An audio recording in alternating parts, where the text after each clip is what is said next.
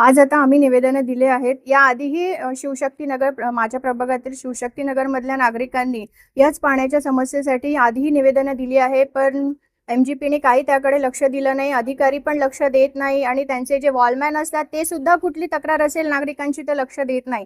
आज आम्ही निवेदनं दिलंय लेखी. आता त्यांनी आम्हाला तर आश्वासन दिलंय की आम्ही आजच्या आज ते दुरुस्तीचं काम करू, पण त्यांनी नाही केलं तर मग आम्ही महिलांसोबत तीव्र आंदोलनाचा इशारा. दूषित पाणी इतकं घाण आहे की पाण्यामध्ये अळ्या, त्यानंतर शंख आणि पाण्याचा एवढा घाण वास येतो की माणूस प्यायचं तर विचारच नाही करणार, पण त्या पाण्याने वापर पण नाही करू शकणार. हात धुणार तर त्या पाण्याचा इतका घाण वास आपल्या हाताला लागेल. मग हे तुम्ही नागरिकांच्या जीवाशी कुठेतरी खेळताय. तुम्ही हे जाणून बुजून करताय की काय माहिती नाही, पण तुम्ही पाणी पण वेळेवर सोडत नाही. बरं, पाणी सोडत नाही ते ठीक आहे, पाणी येतं पण कमी, त्यानंतर पाण्याचं प्रेशर नसतं, पाण्याचे काही टायमिंग्स नसतात. अधिकारी लोकांना आम्ही जर ग्रुपवरती मेसेज करतो तर ते आम्हाला मेसेजचे उत्तर देत नाही. मग ह्याला जबाबदार मग हा यांचा हलगर्जीपणा आहे. सरळ सरळ यांचा हलगर्जीपणा आहे हा. यामुळे नागरिकांचं यामध्ये नुकसान होतंय ना. हे आज जर यांनी हे काम म्हणजे आमचे जे प्रॉब्लेम्स यांनी सॉल्व्ह केले नाही तर आम्ही मग पुढचं पाऊल उचलणार. मग त्याला यांनी फेस करावं. समस्या अशी आहे की आमच्या प्रभागात जसे आज मी माझ्या प्रभागासाठी वहिनी असतील किंवा अमृता मोरीकर माझ्या सहकारी आहेत, तर आम्ही आपापल्या प्रभागात गेले कित्येक दिवस झाले पाण्याला खूप घाण वास येतो आणि पाण्याचं खूप कमी प्रमाण आहे. खूप कमी प्रमाणात पाणी सोडलं जातं. याच्यावर वारंवार नागरिक तक्रार करताय, आम्ही लोकप्रतिनिधी तक्रार करतो, परंतु वॉटर सप्लाय एमजीपी अधिकाऱ्यांचं पूर्णपणे दुर्लक्ष झालेलं आहे. त्यांना काहीही पडलं नाही. नागरिकांच्या जीवाशी खेळ होते. वारंवार आम्ही तक्रार करतोय की आता शहरात आमचं डेव्हलपमेंटला किंवा विकासाला आमचं कुठेही विरोध नाहीये. कुठे कुठे रस्त्यांची कामं चालू आहेत, कुठे कुठे कन्स्ट्रक्शनची कामं चालू आहेत, पण ते वॉटर सप्लाय एमजीपी अधिकाऱ्यांचं कर्तव्य आहे की त्यांनी येऊन तिथे नंतर ती लाईन साफ करून जाणं, क्लीन करून देणं. कुठे लिकेज आहेत, कुठे ड्रेनेजचा प्रॉब्लेम आहे आणि बहुतांश लाईन पाण्याच्या अंबरनाथ शहरामधनं ह्या तुम्हाला कुठेतरी गटारातनं जाताना दिसतील, कुठेतरी रोडच्या खालून जाताना दिसतील. असा सगळा प्रकार झालेला आहे आणि त्याच्याकडे हे एमजीपीचे अधिकारी पूर्णपणे दुर्लक्ष करतात. आता तुम्ही पाहाल ते फोटो, इतकं घाण पाणी, एखाद्या पाण्यातनं किडे, शंख हे येणे लाजिरवाणी गोष्ट आहे शहरासाठी. जर शहराचा आपण विकास करतोय, एकीकडे शहराच्या आपल्या नागरिकांशी जीवाशी खेळतोय आपण, म्हणजे हे अधिकाऱ्यांवर, अशा अधिकाऱ्यांना आज आम्ही हात जोडल्यात. वेळ आली तर ते हात सोडायलाही आम्ही कमी पडणार नाही.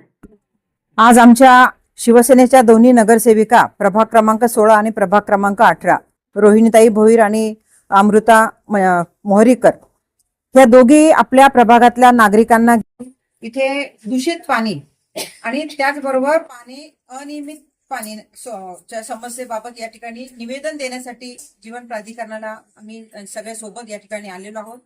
आपण बघताय अंबरनाथ हे वाढतं शहर आहे.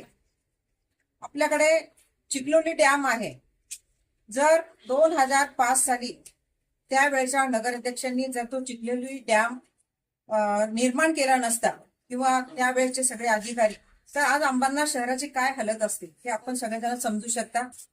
अनेक वेळा चिखलोली धरणाची उंची वाढवण्याचं किंवा गाळ काढण्याचं आपण ऐकलेलं आहोत.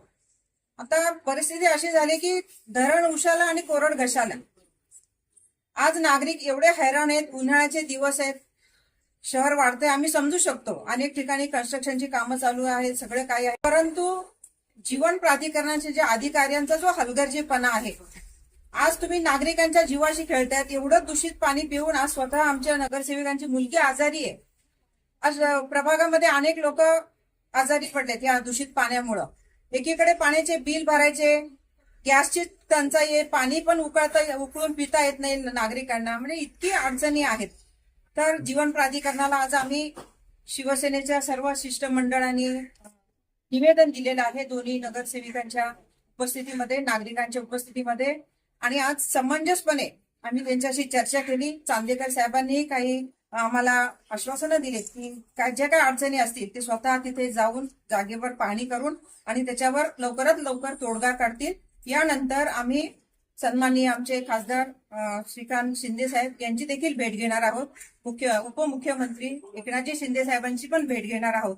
आणि त्यानंतर जर ही समस्या अशीच राहिली तर आम्ही शिवसेना स्टाईलनी आंदोलन करणार.